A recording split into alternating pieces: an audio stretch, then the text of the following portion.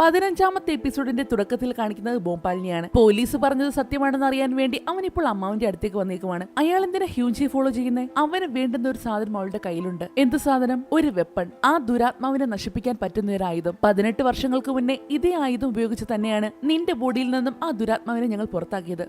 അതന്ന് പൊട്ടിപ്പോയില്ലായിരുന്നോ? അതെ, പക്ഷേ നിന്റെ അമ്മ അന്ന് ഇതേപോലെ തന്നെ മറ്റൊരെണ്ണം കൂടി ഉണ്ടാക്കിയിരുന്നു. അതിപ്പോൾ ഹ്യൂൻജിയുടെ കയ്യിലാണ്. 5 വർഷങ്ങൾക്ക് മുന്നേ നിന്റെ അച്ഛൻ തന്നെയാണ് ഇത് അവളെ ഏൽപ്പിച്ചതും. പക്ഷേ അവൾക്ക് അന്നാണ് ആക്സിഡന്റ് ഉണ്ടായത്. ഈ കാര്യങ്ങളെല്ലാം കേട്ടതും അവൻ അപ്പോൾ തന്നെ ഹ്യൂൻജിയെ തേടി ഇറങ്ങുന്നു. പോകുന്ന വഴിക്ക് അവൻ അവളെ ഫോൺ ചെയ്ത് നോക്കുന്നുണ്ട്. പക്ഷേ ഭോപ്പാലിന്റെ കോൾ വന്നതും ഇയാൾ ഹ്യൂൻജിയുടെ ഫോൺ സ്വിച്ച് ഓഫ് ചെയ്ത് വെക്കുന്നു. എന്തോ പന്തികേട് തോന്നിയതും അവൻ അപ്പോൾ തന്നെ ഹ്യൂൻജിയുടെ വീട്ടിലേക്ക് ഓടുന്നു. അതേസമയം ഹ്യൂൻജി ആണെങ്കിൽ ഇവിടെ നടക്കാൻ പോലും ആകാതെ ബോധം കെട്ട് വീഴാറായി. അതിന്റെ ഇടയിൽ അവളുടെ കഴുത്തിൽ കിടന്ന മാല പൊട്ടി തറയിൽ വീഴുന്നുണ്ട്. അത് കണ്ട് പ്രൊഫസർ ജൂവും പതി അവളുടെ അടുത്തേക്ക് വരുന്നു. നീ ഓക്കെ അല്ലേ? ആ സമയത്ത് അയാളുടെ കയ്യിൽ കിടന്ന വാച്ചിന്റെ ശബ്ദം കേട്ടതും അന്ന് നടന്ന കാര്യങ്ങൾ മുഴുവൻ അവൾക്ക് ഓർമ്മ വരുന്നു. അന്ന് തന്റെ അടുത്തേക്ക് വന്ന ആളുടെ കയ്യിലും ഇതേപോലെ ഒരു വാച്ച് ഉണ്ടായിരുന്നു. അപ്പോഴാണ് അത് പ്രൊഫസർ ജൂ തന്നെയായിരുന്നു എന്ന് അവൾക്ക് മനസ്സിലാകുന്നത്. സത്യങ്ങളെല്ലാം അറിഞ്ഞതും അവളാകെ പതറി നിൽക്കുവാണ്. അപ്പോ അത് നിങ്ങളായിരുന്നോ? എല്ലാം ഓർമ്മ വന്നോ? ഞാൻ പറഞ്ഞതിലായിരുന്നോ ചീത്ത ഓർമ്മകളെല്ലാം മറന്നു കളയാൻ? പക്ഷേ അതിനൊക്കെ മറുപടി പറയുന്നതിന് മുന്നേ തന്നെ അവൾ ബോധം കെട്ട് വീഴുന്നു. അടുത്ത ഷൂട്ടിൽ ഭോപ്പാലിനെയാണ് കാണിക്കുന്നത്. അവനിപ്പോൾ ഹ്യൂൻജിയെ അന്വേഷിച്ച് അവളുടെ വീട്ടിലേക്കാണ് വന്നേക്കുന്നത്. നീ എന്താ ഈ സമയത്ത്? ഹ്യൂൻജി ഇങ്ങോട്ട് വന്നായിരുന്നോ? ഇല്ലല്ലോ, അവൾ നിന്നെ കാണാൻ വന്നതല്ലേ? അപ്പോ അവൾ ഇതുവരെ തിരികെ വന്നില്ലേ? എന്തേലും പ്രശ്നമുണ്ടോ? ഏയ് ഒന്നുമില്ല. അതും പറഞ്ഞ് അവൻ അവിടുന്ന് പോകുന്നു. അടുത്ത ഷൂട്ടിൽ നമ്മുടെ കിമ്മിനെയും ചോയിയാണ് കാണിക്കുന്നത്. അമ്മാവനോട് പറഞ്ഞില്ലായിരുന്നോ എപ്പോഴും പ്രൊഫസർ ജൂവിന്റെ മുന്നിൽ ഒരു കണ്ണു വേണമെന്ന്? അത് കാരണം അയാളെ നിരീക്ഷിച്ചുകൊണ്ട് അയാളുടെ ക്ലിനിക്കിന് മുന്നിൽ തന്നെയുണ്ട് രണ്ടുപേരും. കുറച്ചു കഴിഞ്ഞതും പ്രൊഫസർ ജൂവും പുറത്തേക്ക് വരുന്നു. അയാൾ എന്തോ കാരണത്ത് കയറ്റിയല്ലോ, വാ നമുക്ക് അയാളെ ഫോളോ ചെയ്യാം. അങ്ങനെ അവന്മാരും പ്രൊഫസറിന്റെ പുറകെ വെച്ച് പിടിക്കുവാണ്. ഇതേ സമയം ബോംബാലെ ഹ്യൂൻജിയും തേടി ഇപ്പോൾ പ്രൊഫസറുടെ ക്ലിനിക്കിലേക്കാണ് വന്നേക്കുന്നത്. പക്ഷേ അവിടെ ആരും ഉണ്ടായിരുന്നില്ല. അത് കാരണം അവിടെ കിടന്ന ഒരു കല്ലെടുത്ത് അവൻ ആ ഗ്ലാസ് എറിഞ്ഞ് പൊട്ടിക്കുന്നു. ശേഷം അകത്ത് കയറി അവിടെ എല്ലാം നോക്കിയെങ്കിലും അവിടെ ആരും ഉണ്ടായിരുന്നില്ല. അങ്ങനെ അവൻ തിരികെ പോകുന്ന നേരത്തെ ഹ്യൂൻജിയുടെ കഴുത്തിൽ കിടക്കുന്ന മാല പൊട്ടി വീണില്ലായിരുന്നോ? ആ മാല അവനവിടുന്ന് കിട്ടുന്നത് ബോംപാല് മേടിച്ചു കൊടുത്ത അതേ മാല. അത് കണ്ടതും ഹ്യൂൻജി അയാളുടെ കൂടെ തന്നെ ഉണ്ടെന്ന് അവന് മനസ്സിലായി. ഇനി എന്ത് ചെയ്യണമെന്ന് അവൻ ഒരു പിടുത്തമില്ല. അങ്ങനെ കുറെ കഴിഞ്ഞതും അവിടേക്ക് പോലീസും വരുന്നു. ഞങ്ങൾ അയാളെ എല്ലായിടത്തും തേടുന്നുണ്ട്, എത്രയും പെട്ടെന്ന് തന്നെ പിടിക്കും. അതുകൊണ്ട് നീ ഇപ്പോൾ വീട്ടിൽ പോകാൻ നോക്ക്. അപ്പോഴേക്കും അങ്ങോട്ടേക്ക് അമ്മാവന് വരുന്നു. കാര്യങ്ങളെല്ലാം അറിഞ്ഞതും അമ്മാവനും ആകെ ഞെട്ടി നിൽക്കുവാണ്. അമ്മാവൻ മാത്രമല്ല, ഇപ്പോൾ ഹ്യൂൻജിയുടെ അമ്മയും കാര്യങ്ങളെല്ലാം അറിഞ്ഞു. ഇത് കേൾക്കുന്ന ഒരമ്മയുടെ അവസ്ഥ പിന്നെ പറയണ്ടല്ലോ. സർ, അയാൾ പ്ലാൻ ചെയ്ത് ഇതെല്ലാം നടപ്പിലാക്കിയത്. അതിനുവേണ്ടി ഇവിടുത്തെ ജോലിക്കാർക്ക് 2 ദിവസത്തെ അവധി അയാൾ കൊടുത്തിരുന്നു. പക്ഷേ അവർക്ക് ഇയാളെ പറ്റി ഒന്നും അറിയില്ല.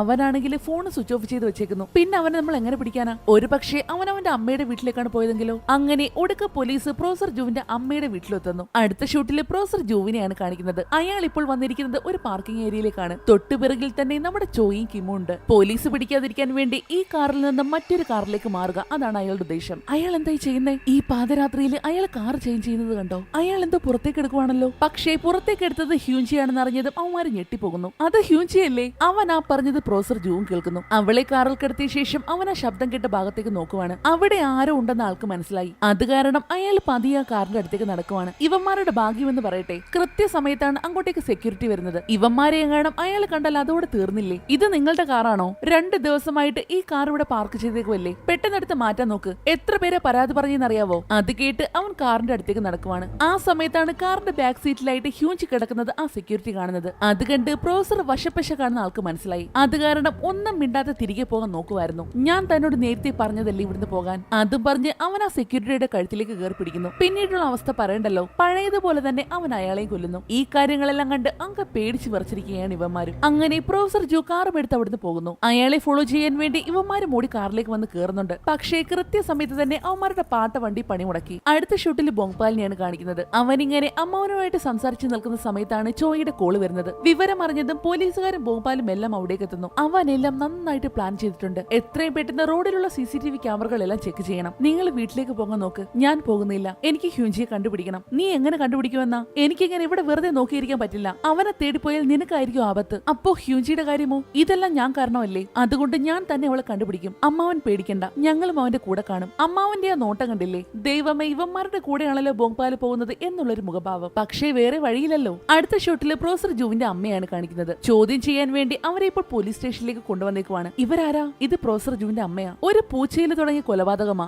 ഇപ്പൊ എവിടെ വരെ എത്തി നിൽക്കുന്നത് നോക്കിയേ. തന്റെ മകന്റെ ഈ വളർച്ച കണ്ട് ആ അമ്മ ഒരുപാട് സങ്കടപ്പെടുന്നുണ്ട്. എന്റെ മോനാണ് അവരെല്ലാവരെയും കൊന്നത്. ഞങ്ങൾ അതിനെ പറ്റിയൊക്കെ അന്വേഷിക്കുന്നുണ്ട്. അതിനുവേണ്ടി ഞങ്ങൾക്ക് നിങ്ങളുടെ സഹായം വേണം. അങ്ങനെ ആ പോലീസുകാരൻ അവരോട് ഓരോരോ ചോദ്യങ്ങൾ ചോദിക്കാൻ തുടങ്ങി. ഈ കാര്യങ്ങളെല്ലാം നമ്മുടെ അമ്മാവന് കാണുന്നുണ്ടായിരുന്നു. അതേസമയം ഇനി എന്ത് വേണമെന്നറിയാതെ ആകെപ്പാട് കൺഫ്യൂഷൻ അടിച്ചു നിൽക്കുകയാണ് 3 പേരും. നേരത്തെ ആ പോലീസുകാരൻ നമ്മളോട് പറഞ്ഞില്ലേ, ഇയാൾ 2 ദിവസമായിട്ട് ഇതെല്ലാം പ്ലാൻ ചെയ്യുന്നുണ്ടായിരുന്നെന്ന്. അങ്ങനെയാണെങ്കിൽ അവളെ തട്ടിക്കൊണ്ടു പോകാനുള്ള സ്ഥലമൊക്കെ അയാൾ നേരത്തെ തന്നെ നോക്കി വെച്ച് കാണും. അതും പറഞ്ഞ് എന്തോ മനസ്സിലായതുപോലെ അവൻ പ്രൊഫസർ ജുവിന്റെ പഴയ കാറിന്റെ അടുത്തോട്ട് ഓടുവാണ്. നീ എന്തായി ചെയ്യുന്നേ? അയാൾ പോയ സ്ഥലം തപ്പുവാണോ? അയാൾ അതൊക്കെ എപ്പോഴും അറസ്റ്റ് ചെയ്ത് കാണും. അയാൾ ഉറപ്പായിട്ട് അറസ്റ്റ് ചെയ്ത് കാണും. പക്ഷേ അയാളത് സ്ക്രീനിനകത്ത് മാത്രമേ അറസ്റ്റ് ചെയ്ത് കാണും. ഹാർഡ് ഡ്രൈവിൽ അത് ഇപ്പോഴും കാണും. നമുക്കത് കിട്ടുകയാണെങ്കിൽ ഒരാഴ്ച മുന്നേ വരെ അയാൾ എവിടെയൊക്കെ പോയിട്ടുണ്ടെന്ന് നമുക്ക് ട്രാക്ക് ചെയ്യാൻ പറ്റും. ഒടുക്കം പറഞ്ഞതുപോലെ തന്നെ അവൻ അത് ചെയ്യുകയും ചെയ്തു. ദേ ഇത് കണ്ടോ, നീ ശരിക്കും ആരാടാ? ദേ ഈ സ്ഥലത്തൊക്കെയാണ് അയാൾ പോയിട്ടുള്ളത്. അതിൽ നിന്നും ഇപ്പോൾ ആരുമില്ലാത്ത ഒരു വെയർഹൗസ് അവർ കണ്ടുപിടിക്കുന്നു. അയാൾ തീർച്ചയായിട്ടും ഇവിടേക്കായിരിക്കും പോയത്. വർഷങ്ങളായിട്ട് ഒറ്റപ്പെട്ട് കിടക്കുന്ന ഒരു സ്ഥലമാണ് അത്. അങ്ങനെ അവര് 3 പേരും കൂടി അപ്പോൾ തന്നെ അങ്ങോട്ടേക്ക് പോവുകയാണ്.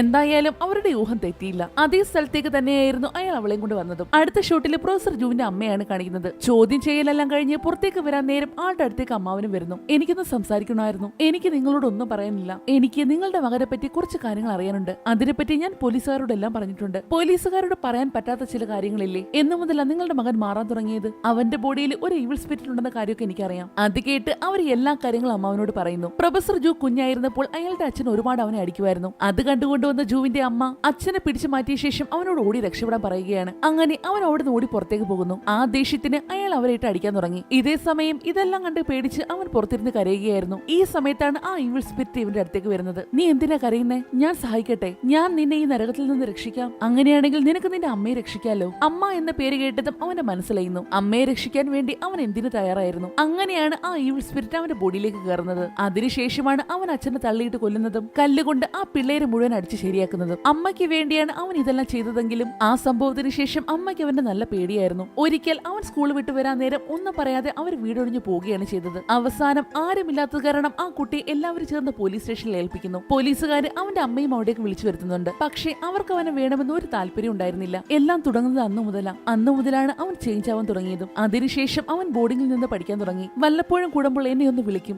ഇതെല്ലാം എന്റെ തെറ്റാ, ഞാൻ അവനെ അങ്ങനെ ആക്കിയത്. അതും പറഞ്ഞ് അവർ പൊട്ടിക്കരയാൻ തുടങ്ങി. അടുത്ത ഷൂട്ടിൽ പ്രൊഫസറെയാണ് കാണിക്കുന്നത്. അയാൾ ഇപ്പോൾ ഹ്യൂഞ്ചിയെ കെട്ടിയിട്ടേക്കുവാണ്. അവൾക്കാണെങ്കിൽ ഇതുവരെ ബോധവും വന്നിട്ടില്ല. അങ്ങനെ കുറെ നേരം കഴിഞ്ഞതും മയക്കത്തിൽ അവൾക്ക് ചില ഓർമ്മകൾ വരാൻ തുടങ്ങി. അന്ന് അവൾ ആ ബ്രേസ്ലെറ്റ് എവിടെയാണ് വെച്ചതെന്നെല്ലാം അവൾക്ക് ഓർമ്മ വരുന്നു. അതൊരു സബ്വേ സ്റ്റേഷനായിരുന്നു. അന്ന് എക്സാം എഴുതാൻ വേണ്ടി അവൾ സിയോളിലേക്ക് വന്നില്ലേ? ആ സമയത്ത് അവളുടെ അമ്മ കൊടുത്തയച്ച സാധനങ്ങൾ മുഴുവനും അവൾ അവിടെയുള്ള ഒരു ലോക്കറിൽ വെച്ചായിരുന്നു. അതിന്റെ കൂട്ടത്തിൽ തന്നെ ആ ബ്രേസ്ലെറ്റും അവളോടെ വെക്കുന്നു. ആ കാര്യങ്ങളെല്ലാം ഓർമ്മ വന്നതും അവൾ പെട്ടെന്ന് ഞെട്ടി നിൽക്കുന്നു. ഞാൻ എത്ര നേരമായിട്ട് വെയിറ്റ് ചെയ്യാന്നറിയാവോ? നിങ്ങൾ എന്തിനാ അങ്ങനെ ചെയ്തത്? അതിന് നീ എന്നെ പഴിക്കണ്ട. ആ സാധനം നിന്റെ കയ്യിൽ തന്നയാളും പിന്നെ അയാളുടെ മകനും മാത്രമാണ് ഇതിനെല്ലാം കുറ്റക്കാര്. അതും പറഞ്ഞ് അയാൾ അവളുടെ അടുത്തേക്ക് ചെല്ലുന്നു. നിനക്ക് എന്നെ പേടിയുണ്ടോ? എനിക്ക് നിങ്ങൾ ഒരു പേടിയില്ല. ശരിക്കും പേടിക്കുന്നതിനേക്കാൾ പേടിയുള്ള കാര്യം എന്താണെന്ന് അറിയാവോ? നമ്മൾ പേടിക്കുന്നു എന്ന് മറ്റുള്ളവർ മനസ്സിലാക്കുന്നതാ. അതും പറഞ്ഞ് അയാൾ അയാളുടെ യഥാർത്ഥ രൂപം അവൾക്ക് കാണിച്ചു കൊടുക്കുന്നു. അത് കണ്ട് അവൾ ശരിക്കും പേടിച്ചു പോയി. കണ്ടോ, പേടിച്ചിട്ട് നിന്റെ ശരീരം മുഴുവനും വിറയ്ക്കുവാണല്ലോ. നിങ്ങളൊരു മനുഷ്യനല്ലേ? ഞാൻ മനുഷ്യനാണോ അല്ലയോ എന്നുള്ളത് നീ പറയുന്ന ഉത്തരം കണക്കിരിക്കും.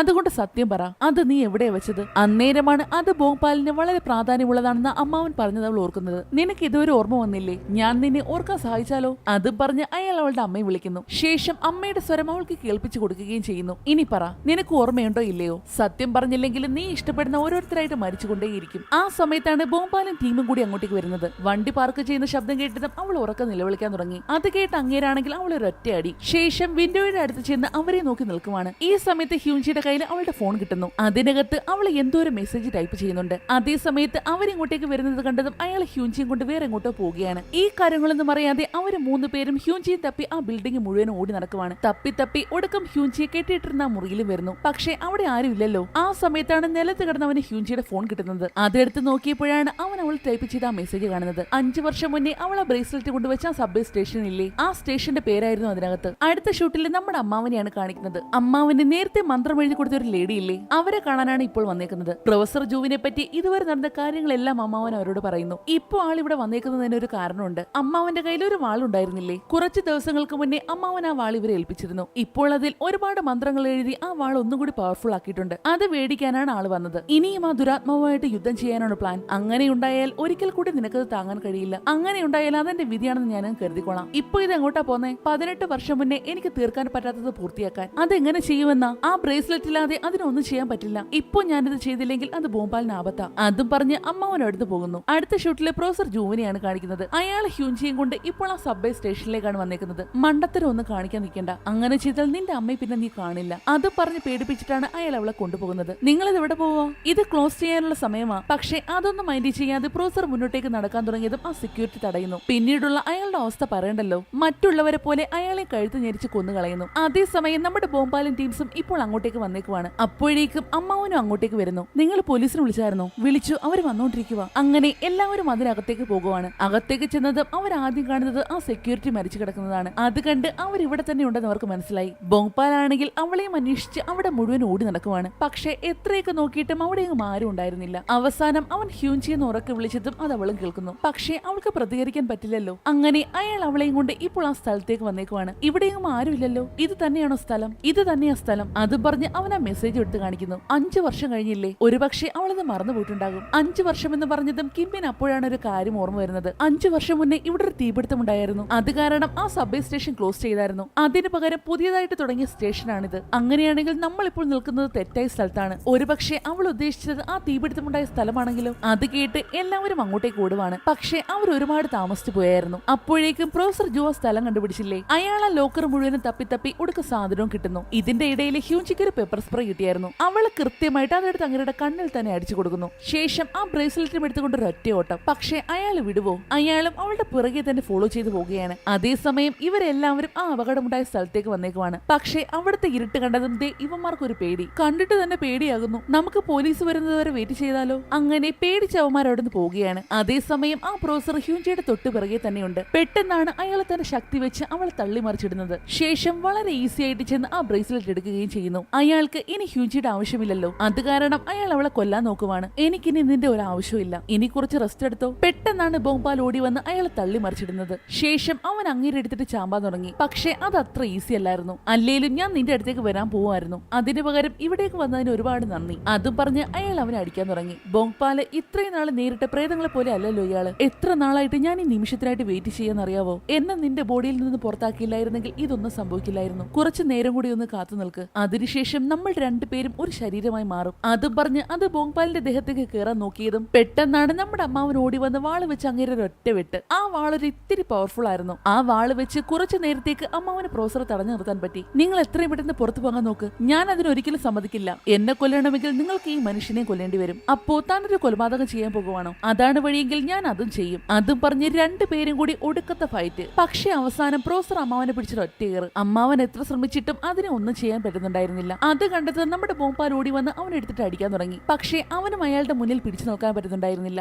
അയാളാണെങ്കിൽ തന്റെ ദേഹത്തുള്ള ദുരാത്മാവിനെ കുറേശ്ശെയായിട്ട് ബോംബാലിന്റെ ദേഹത്തേക്ക് കയറ്റാൻ നോക്കുവാണ്. ഇത് കണ്ടതും അമ്മാവൻ തന്റെ കൈ മുറിച്ച് ആ രക്തം മുഴുവനും വാളിലേക്ക് ഒഴിക്കുന്നു. അതോടെ ആ വാളിന്റെ പവർ കൂടുകയാണ്. ഇപ്പോൾ അതൊരു പവർഫുൾ വെപ്പൺ ആയിരിക്കുന്നു. അമ്മാവനാണെങ്കിൽ സർവ്വശക്തിയും എടുത്ത് ആ വാളൊന്ന് വീശിയതേയുള്ളൂ. അത്രയും പവർഫുൾ ആയതുകൊണ്ട് തന്നെ ഇപ്പോൾ അത് ഏറ്റിരിക്കുവാണ്. തൊട്ടടുത്ത നിമിഷം തന്നെ പ്രൊഫസർ ജൂ അവിടെ മയങ്ങി വീഴുന്നു. അത് കണ്ട് എല്ലാം തീർന്നു എന്ന് സന്തോഷിച്ചിരിക്കുമ്പോഴാണ് പ്രൊഫസർ ജൂവിന്റെ ദേഹത്ത് നിന്ന് പുറത്തു വന്ന ആ ദുരാത്മാവ് ബോംപാലിന്റെ ദേഹത്തേക്ക് കയറാൻ നോക്കുന്നത്. അത് കണ്ടതും അമ്മാവൻ ഓടി വന്ന് തന്റെ വാള് വെച്ച് ആ ഈവിൾ സ്പിരിറ്റിനെ തടയുന്നു. ഹ്യൂൻചി പെട്ടെന്ന് ആ ബ്രേസ്ലെറ്റ് ഇട്, അതിന് മാത്രമേ ഇനി ഇതിനെ തടയാനാകൂ. അത് കേട്ട് അവള് ബ്രേസ്ലെറ്റ് എടുക്കാനായിട്ട് പോയതും പെട്ടെന്നാണ് ആ ദുരാത്മാവ് അമ്മാവന്റെ ദേഹത്തേക്ക് കയറുന്നത്. അങ്ങനെ ആ ഒരു സീന് കാണിച്ചുകൊണ്ട് 15ാമത്തെ എപ്പിസോഡ് ഇവിടെ തീരുന്നു. ഫൈനൽ എപ്പിസോഡുമായി വീണ്ടും കാണുവരെ നന്ദി.